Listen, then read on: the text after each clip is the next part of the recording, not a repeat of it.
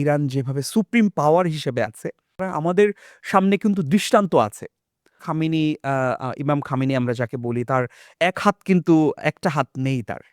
তো সেই যে মহাবীর, এক হাত দিয়ে তিনি যেভাবে প্রতিরোধ করছেন এবং পুরো জাতির জন্য যেভাবে মানে উম ধ্বংসের থেকে যেভাবে দাঁড়িয়েছেন ফিনিক্স পাখির মতো, এটা দুর্দান্ত অনুপ্রেরণার ব্যাপার। এবং আপনি নিশ্চয়ই আমার থেকে আরো ভালো জানেন, ইরানের দৃশ্যমান ইরানের চেয়েও কিন্তু মাটির নিচে আরো কয়েকটা ইরান আছে।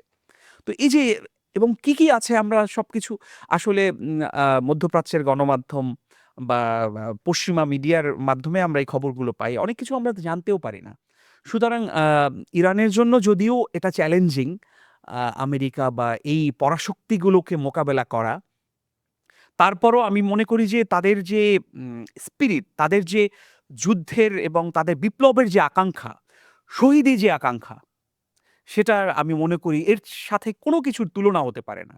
আমাদের বাংলাদেশের যারা ইরানের বিরুদ্ধে আলেম ওলামা নামধারী কিছু লোক আ সুন্নি, শিয়া নানান ফতোয়া দেয়, তাদেরকে আমরা বলব যে আপনারা এই শ্রদ্ধেয় আলেমরা আপনারা যে দাওয়াত খান, আপনাদের এই ঈমান আর তারা যে ট্যাঙ্কের সামনে দাঁড়িয়ে, তারা যে আপনার মানে মরণাস্ত্রের সামনে দাঁড়িয়ে ইসরায়েলবাদীদের বা বিরুদ্ধে পরমাণু অস্ত্রের সঙ্গে দাঁড়িয়ে যে শাহাদাত বরণ করছে, যুদ্ধ করছে, সেইটার ঈমান আর আপনার এই ঈমান সাথে মানে কখনোই এটা ওজন করা যাবে না। আপনি ওই জায়গায় নিজেকে কল্পনা করেন।